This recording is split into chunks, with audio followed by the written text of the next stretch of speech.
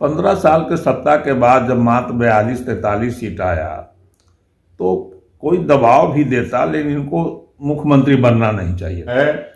विधायकों की ओर से भी और पार्टियों की ओर से भी एक दूसरे के एमएलए को तोड़ना, प्रलोभन देना, मिलाना थी। लेकिन कांग्रेस का यह पुराना बीमारी रहा है कि एक तो है चुनाव के दरमियान एक को टिकट मिलेगा तो शेष उसको हराने में लग जाए। नमस्कार, आप देख रहे हैं धा न्यूज और मैं हूं अभिषेक मिश्रा। बिहार की राजनीति में जो कुछ भी चल रहा है वो काफ़ी दिलचस्प है। उपेंद्र कुशवाहा को लेकर ये चर्चा है कि वो मंत्री बन सकते हैं। नीतीश कुमार अपने पुराने रूठे हुए दोस्तों को साथ लाने की कोशिश में हैं। कांग्रेस में बवाल थमने का नाम नहीं ले रहा, कांग्रेस का अंदरूनी कलह थमने का नाम नहीं ले रहा। और क्या अशोक चौधरी मंत्री बने रह पाएंगे? इन तमाम चीज़ों पर बातचीत करेंगे। हमारे साथ बात करने के लिए मौजूद हैं कांग्रेस के अध्यक्ष रहे, बिहार के कद्दावर नेताओं में से एक रामजतन सिन्हा सर, बिहार सरकार के पूर्व मंत्री भी हैं। सर, आपका स्वागत है। और सवाल यही है कि क्या जिस तरीके से उपेंद्र कुशवाहा और नीतीश कुमार के बीच जो चल रहा है और ये कयास लगाए जा रहे, दोनों साथ आ रहे हैं, तो बिहार की राजनीति को कितना बदलते हुए देख रहे हैं इस दोस्ती से?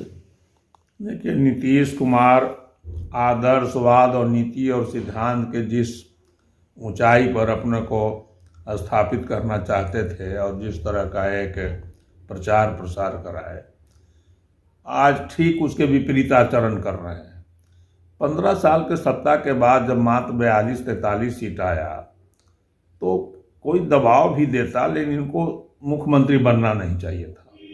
और बन जाने के बाद जिस तरह से आचरण वो कर रहे हैं, कभी बसपा को मिलाना, कभी ओवैसी के 5 एमएलए को अपने साथ मिलाना, कभी लोजपा के एमएलए जो एक मात्र है उसको मिलाना, ये सब सारी चीज़ें उनके हताशा को और निराशा को की ओर इंगित करता है। इससे अच्छा होता कि वो स्वेच्छा से कुर्सी को, गद्दी को छोड़ देते तो उनकी इज्जत बच जाती, वरना वो निकलेंगे तो बड़े बेआबरू होकर कुचे से बाहर निकले तो फिर उसका क्या फायदा होगा। एक तकनीकी बात हमको समझाइए सर। एक तो ये खबर है कि उपेंद्र कुशवाहा मंत्री बनाए जा सकते हैं, और एक खबर यह भी है कि अशोक चौधरी जो बिहार के मौजूदा शिक्षा मंत्री हैं वो ज़्यादा दिन तक मंत्री नहीं रह सकते। इसकी वजह यह है कि एमएलसी कोटे से, अगर वो माफ़ कीजिएगा, राज्यपाल कोटे से एमएलसी बनते हैं तो राज्यपाल कोटे से एमएलसी बनने वाले नेताओं को मंत्री नहीं बनाया जा सकता। क्या टेक्निकलिटी है, थोड़ा अब विस्तार से हमको समझाइए। देखिए, उपेंद्र कुशवाहा जी जितना कटु से कटु, जिसको राजनीति में गाली कहा जाता है, दिया जा सकता है, उन्होंने दिया है। और दोनों में कटुता की जो सीमा थी, प्रकाष्ठा थी, वो था। अब उसके बाद लगातार न्यूज आ रहा है कि कई बार एक दूसरे से मिले। तो समाजवादियों के बारे में एक कहावत है कि जब वो इकट्ठा होते हैं तो पहला सम्मेलन जरूर होता है, लेकिन दूसरा होने के पहले टूट जाते हैं। और शाम को शादी होती है और सवेरे वो जो है सो शादी टूट जाती है। एक बहुत पुरानी कहावत है। ये कब क्या कर बैठेंगे इनके बारे में कुछ अशोक चौधरी के मंत्री बने रहने को लेकर अब हम किसी व्यक्ति के बारे में तो नहीं कहना चाहेंगे, क्योंकि उम्र में हमसे वो काफ़ी छोटे हैं। लेकिन एक बात है कि अभी हाल में ही उद्धव ठाकरे जी को के साथ भी ये बात वाकया हुआ था, तो मंत्रिमंडल ने रिकमेंड किया था उनको राज्यपाल कोटे से मनोनीत करने का। राज्यपाल ने मनोनीत नहीं किया उनको, बाद में किसी को इस्तीफा करके उनको आना पड़ा एमएलसी में। और कर्नाटक हाई कोर्ट ने एक निर्णय दिया है, शायद संभवतः सुप्रीम कोर्ट ने भी दे दिया है, कि राज्यपाल कोटे से जो भी नामित होंगे वो मंत्री नहीं बनेंगे। तो जो हमारी जानकारी है, तो ठीक है, आप नाम नहीं लेना चाहते, लेकिन ये तो लग रहा है ना, ये तो तय नजर आ रहा है ना कि अगर अशोक चौधरी को मंत्री बनाए रखना है नीतीश कुमार को, तो विकल्प विधानसभा उपचुनाव ही है। अगर कहीं विधानसभा उपचुनाव होते हैं तो विधानसभा का चुनाव ही लड़ना होगा अशोक चौधरी को। वो तो विकल्प नीतीश कुमार के साथ भी है। 1977 में कर्पूरी ठाकुर एमपी थे और जब मुख्यमंत्री चुने गए तो फुलपरास से देवेंद्र यादव इस्तीफा किए और उसके बाद ये चुनाव लड़के आए। चंद्रशेखर बाबू एमपी थे, तो एमपी से जब इस्तीफा करना पड़ा तो एमएलए में चुनाव लड़ करके आए।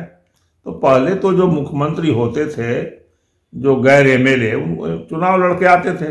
ये 15 साल से लगातार बैठे हुए हैं मुख्यमंत्री एमएलसी बन करके पिछले दरवाजे से। तो मुख्यमंत्री ने भी चूंकि चुनाव नहीं लड़ा है, इसलिए उनको भी विधानसभा का इसलिए वो क्या करेंगे, वो कुछ भी कर सकते हैं। उनके लिए नीति सिद्धांत सब सुविधा के लिए है, नीति सिद्धांत से कोई लेना देना नहीं है।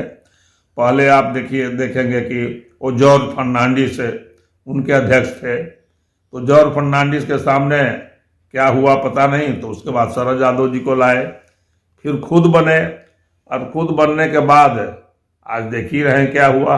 एक जगह अपने स्वजातियों को रखे, दूसरे जगह कुशवाहा को रखे। तो जो नीतीश कुमार जिस बैकग्राउंड में आए थे, जब समाज के सभी तबके को लोग, चाहे ऊंची जाति के लोग हों, चाहे पिछड़े हों, अल्पसंख्यक हों, सारे लोगों का समर्थन था।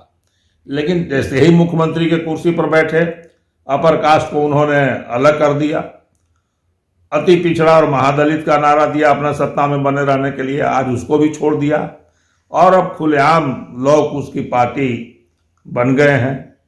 तो नीतीश कुमार कब क्या करेंगे वही जानते हैं, दूसरा कोई नहीं जानता। एक आखिरी सवाल है सर, और सवाल यह है कि जिस तरीके से बिहार की राजनीति चल रही है, आज आरजेडी के 3 विधायक हैं, वो जाकर मिल आए हैं डिप्टी सीएम तारकिशोर प्रसाद से। क्या देखते हैं, क्या होता हुआ देख रहे हैं?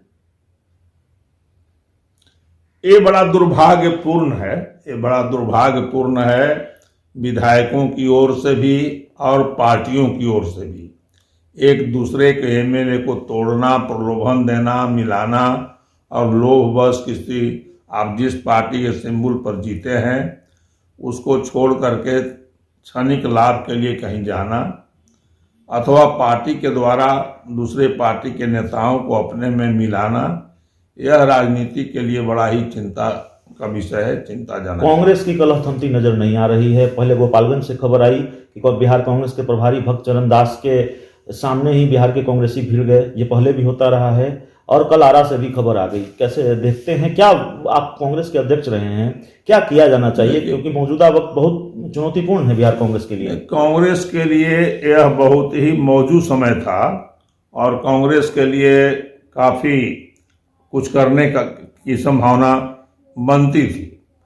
लेकिन कांग्रेस का यह पुराना बीमारी रहा है कि एक तो है चुनाव के दरमियान एक को टिकट मिलेगा तो शेष उसको हराने में लग जाएंगे, और आपसी कलह सबसे बड़ा जो ये है न्यूज है, तो सारी बातें गौन हो जाती हैं और आपसी कलह का जो न्यूज है वही प्रोमिनेंट हो जाता है।